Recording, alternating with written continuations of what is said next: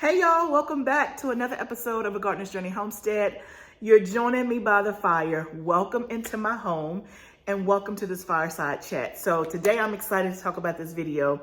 I'm gonna give you the top 7 things you need in order to start seeds for your summer garden 2024. So I am so excited. I just feel energized talking about this topic. And I am planning out content and I'm trying to make a specific point to make sure that if you want to start seeds for your summer garden, you have everything that you need, all your questions answered. I want to help take away your intimidation, your overwhelm, your fear. I want to help with all of that. So if you have an inkling that you want to start seeds or you have not been successful, I want you to tune into this video and let's talk about what you absolutely need to start seeds. So let me kind of give you a background. So I'm in Tennessee in Zone 7A. So in this video, I'm going to talk about the top 7 things you need to start seeds the most ideal way, right? There are many things that when we get to certain categories, you know, you could do this or you could do that. I'm going to tell you from my personal experience what is ideal. And also this video is under the premise that you really want to be into gardening and this is not going to be a one-time ordeal, right? And I say that because what I'm going to emphasize that is that if you are into gardening, it is far better and far cheaper and you'll have more variety options if you start from seed versus buying transplants from the store. And so if you're going to continue to do that time and time again, then you want to invest. And so the things I'm going to talk about today are an investment. Doesn't mean that it has to be pricey, but when I get there, you'll understand what I mean, right? So if this video is for you, I can't wait to talk to you about it. So let me tell you about my journey. So this year in 2024 will be my 4th year gardening, which is wild to me.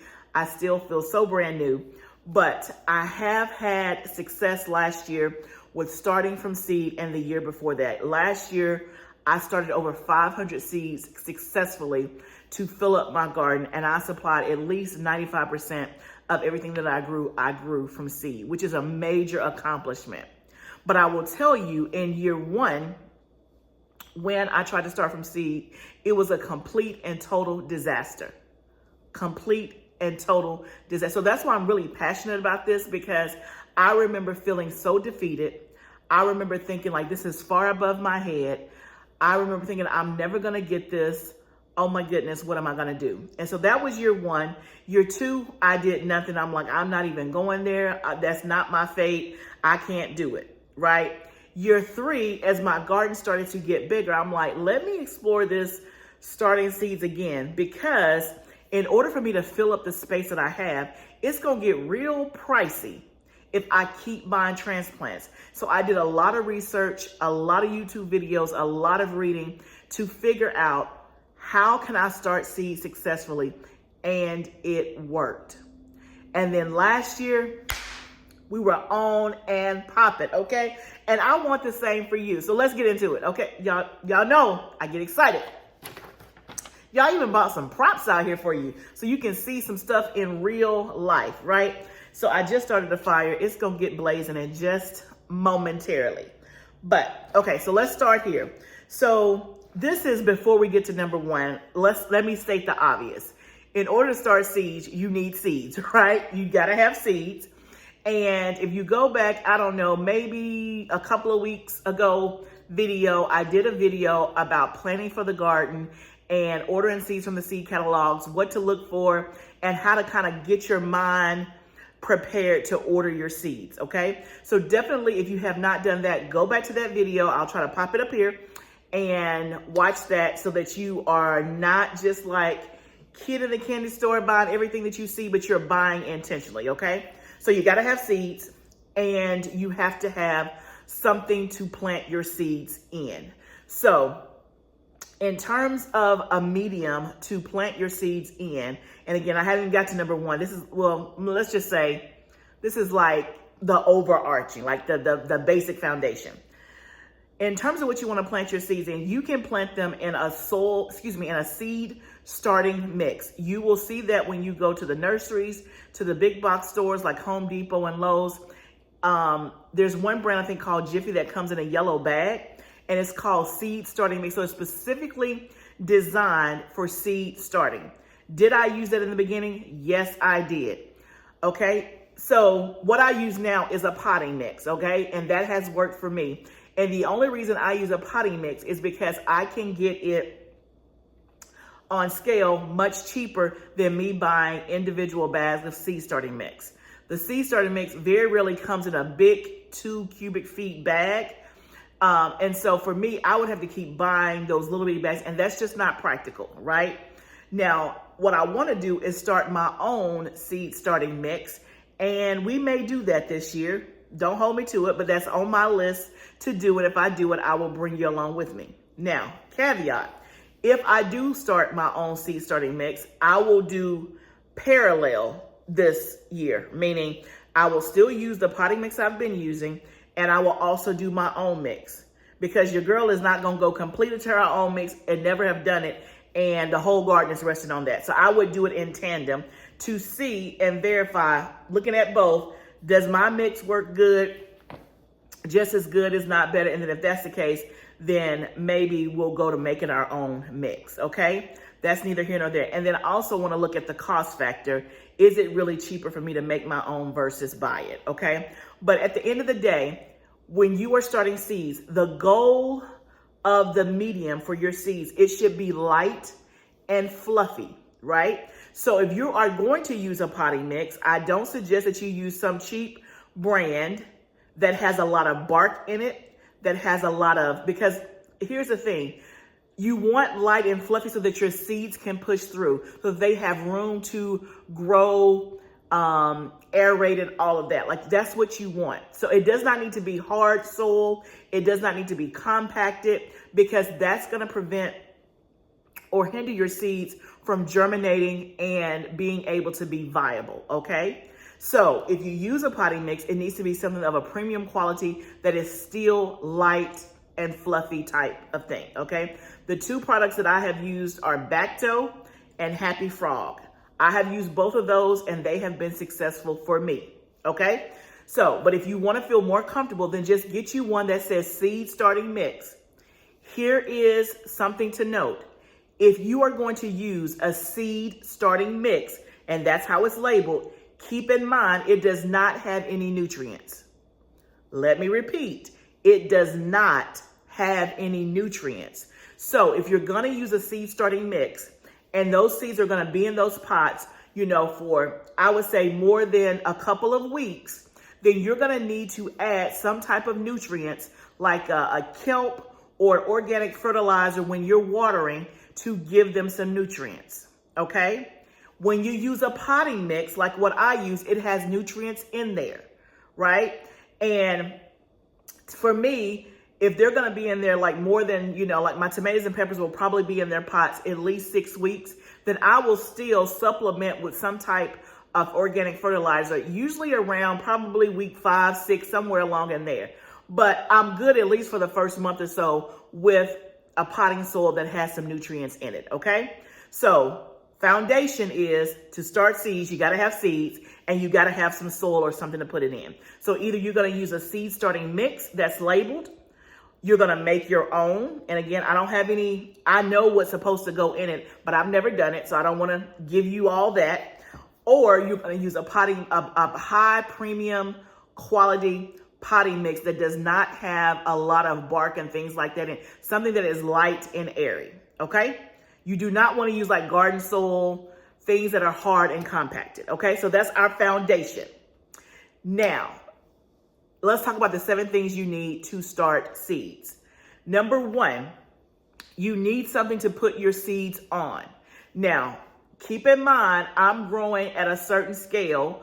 I have a lot of space, so I'm using shelving, right? If you are only doing a couple of raised beds, then you may be able to get away with a 6-foot table in your garage or in your shed or a bonus room or something like that. But you're gonna need something to put your seeds on. Not on the floor, not, you know, on top of the trash can, like something to put your seeds on. I recommend, again, if you're growing lots of seeds, a 6 tier wire shelf is what I use. You can get them from Lowe's, Home Depot, Walmart, Amazon. They're all over. Now, luckily, I bought my shelves probably 3 years ago before I started seeds. And I actually bought them for my root cellar. And so this was pre-COVID or right around COVID. So I got them for like, I don't know, 40 or 50 bucks. They're like $80 or $90 now. And I think I saw the cheapest one I saw was like on Amazon, and it was like $65, $70.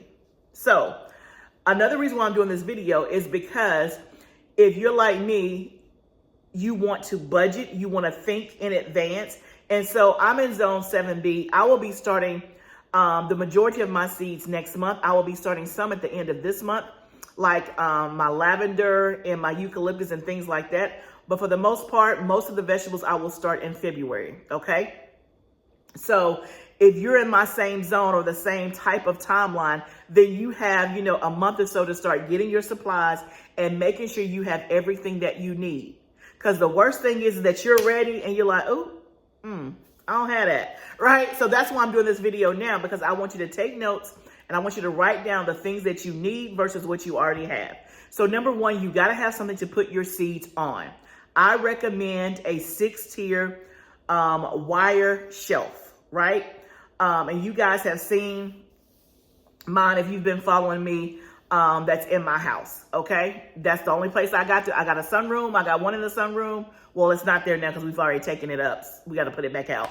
And then I have one in my house. You use what you got to use, an extra bedroom, a garage, something. But you got to have something to put your seeds on, okay? That's number one. Number two, you need grow lights, okay? You need grow lights. Now, the first year, I put mine in front of the windowsill. They got leggy. I don't know of any situation, I don't care how much room you have in your house or how much light is coming in, how many windows you have, there is not enough light coming through the window to get your seeds off to a good start and not be leggy. It's not direct sunlight, it's indirect sunlight. So you need grow lights. Again, this is the caveat. If you're gonna be for real, if you're gonna garden for real, if you're gonna really start doing this over and over again, you need to get some grow lights. Now, they don't have to be these super fancy and they don't have to be labeled grow lights, right? I will try to put a link in the description of the grow lights that I use. You can get them from Amazon. I've gotten them from Walmart. I got all different kinds, right? But for ease, I'll put an Amazon link here because everybody has access to Amazon versus, I don't know how to link it from Walmart, and everybody's Walmart is different. Okay, but at the end of the day, they're like shop lights, T8 lights are the two names that you're gonna look for. Okay, so you need light that's gonna be able, again, to give your plants direct light to mimic the sun. Putting them in front of a windowsill is not going to work. I'm telling you from experience, it's not going to work. So invest and use some grow lights. Now, that's number two. Now, if you want to be real fancy, and again, I did not do this the first time, but last year I did that and it was a game changer. Get you some lights or like a pulley system where you can adjust your lights. That's what I did last year, and that was really, really great for me. What I mean by a pulley system, and I have to go back through my Amazon cart. I will try to link that as well. But it's a pulley system to where you can move the lights up and down. Because when you're starting your seedlings, you want the light as close as possible to the soil, like maybe an inch above. But as the seedling grows and the plant gets bigger, you want to back the light off. Like you don't want the light touching your plant, your leaf. So you can adjust it and move the light up, right? And a lot of times if you don't have that adjustable pulley type system, then it's going to be hard for you to adjust the light as your plant grows. So again, do you have to have that? No, you don't. Is it a bonus? Yes, it is. So if you can't afford that, you can't get that, don't worry about the pulley system. Just get the grow lights. That just means you're going to have to keep unhooking them and moving them up on your own. I've done that. You can do it too. Okay. So that's number two. So I'm looking at my paper. So we've talked about number one. And on my paper, I don't have these in the order I'm talking about. So we talked about a grow rack. We talked about lights. Number 3, you got to have some pots or something to grow your seeds in. So let's talk about the different ways that you can start seeds. You can do soil blocking, and I've done a video on using soil blocks. Now, the methods I'm telling you about, I use all of them. I do soil blocking. So soil blocking is where you just need soil, and it's great if you're trying to conserve on space. And if you're unfamiliar with soil blocking, basically it's just what it says. It's a block of soil. There is a machine that you use. There's a handheld machine, or if you're real fancy, there's one that's like you can put your foot on and it'll do it. But for most people, they're going to use the handheld. You put it in some soil that's mixed with water, and it makes these little square blocks, and that's what you put your seeds in, right? So it saves on space, and you can take that soil block from your house, your garage, wherever you're growing seeds, straight out to your field, your garden, and plant it directly. So one, it's going to save you on cost of not having so many pots, but it's also going to save you on space, right? So that's one of the reasons why I use it, and it gets great airflow. Now, soil blocks tend to get drier quicker. So that's one thing to think about if you're going to do soil blocking. But that is a way to do it, okay? So soil blocking is one way to put your seeds in. Another thing is, and I have some different options here, you can use these 2.5-inch cups, right? I get mine from Bootstrap Farmer. Love Bootstrap Farmer. They're high quality. These cups are going to last you. Like, I got cups when I first started doing, I think it was 2 years ago, since my 3rd year using them. They're going to last. They're not going to break. They're sturdy. They come in all different colors. So if you like color, they got it. So 2.5-inch cups is one thing to use, or you can use a 6-cell block, or there's a 72-cell tray, or there's a 200-cell tray. So there's many of options, right? It's all about how much you're growing, how much space do you have, and then what are you starting, right? So, and then you have this. Now, I would never start seeds in this, but this is something that I would up pot to. This is a 5-inch pot, right?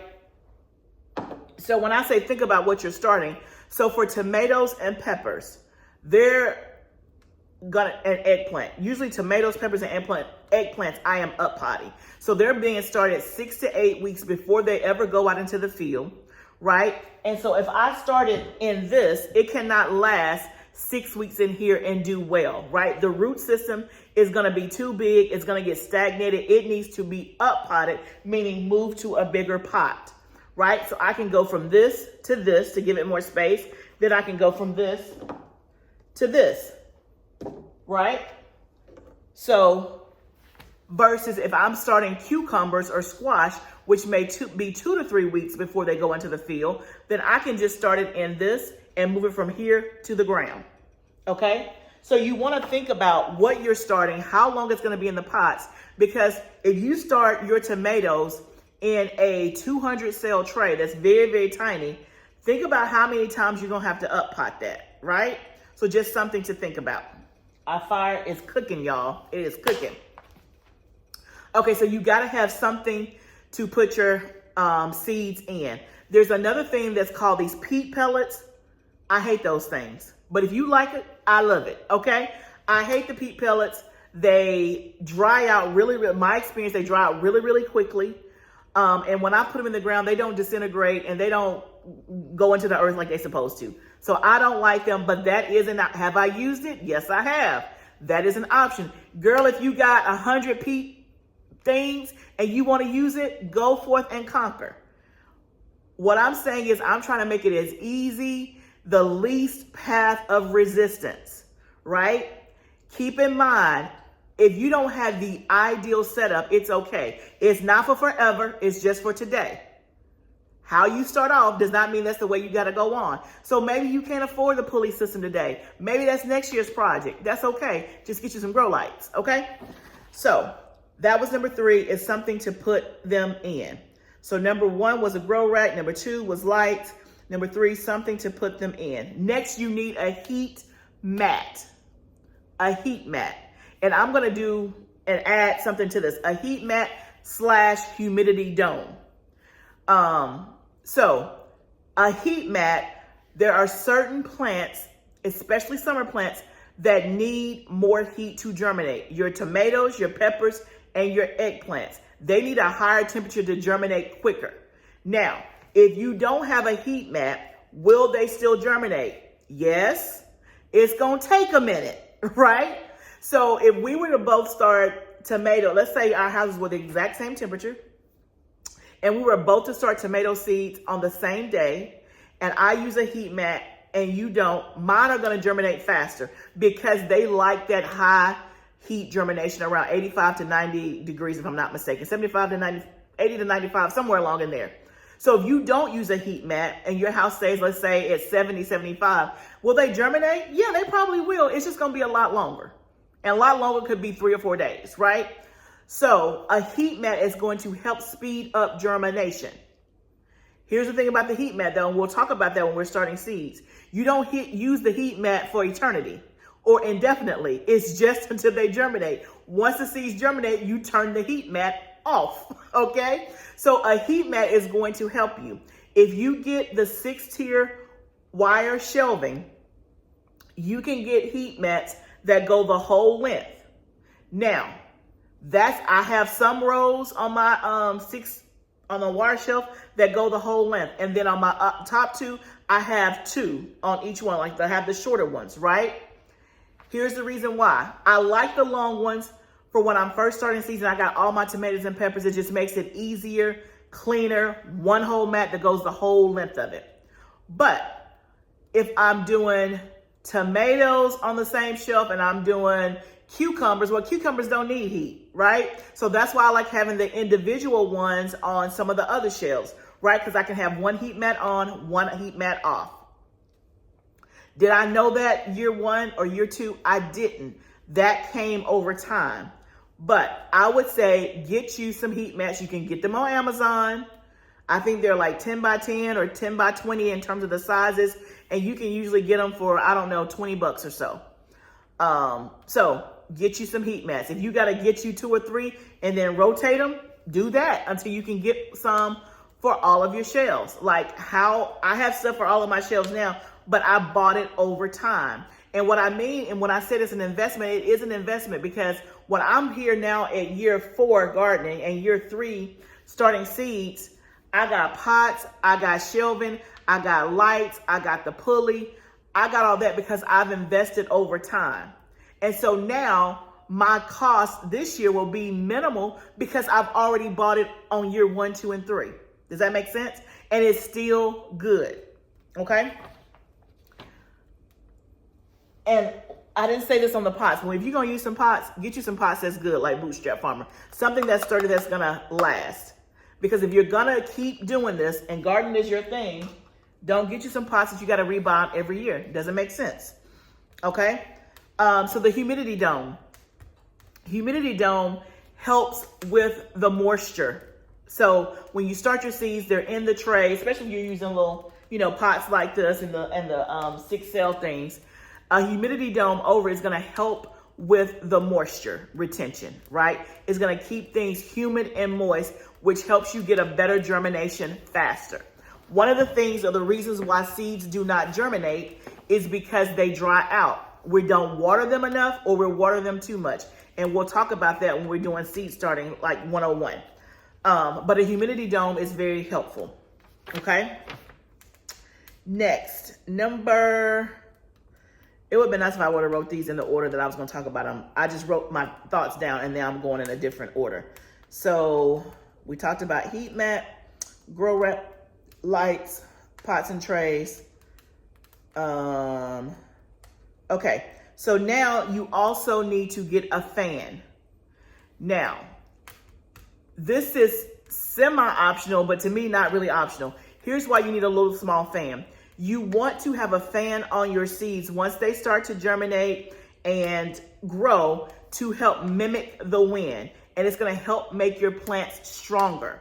So you can get a small clip fan, you can get a small oscillating fan that blows across your seedlings, and it's gonna help strengthen the root and the stem of your plants. It mimics like the wind, because what happens is if you're starting seeds indoors in your house, it's not getting any wind or direct sunlight until it's time for you to harden them off or take them out to the field to be planted, right? Will they survive? They can, but they're not going to be as strong as they could be if you don't use a fan. So get you a small clip fan, a small oscillating fan. Also, what you can do when you go buy your seeds, because you know we're checking on them every 5 minutes, rub your hands across the stem and stuff. That also makes it strong and also kind of gives it some gentle movement, okay? But I think a fan is critical to have for seed starting supplies. Lastly, you need something to water. So I have a mister that I use that I love. Y'all, I've done everything. I also do bottom watering, put water in the bottom of my trays. I do that depending on, what trays I have and what I'm using. But if I have soil blocks, then I also can use a mister. I got this off Amazon too.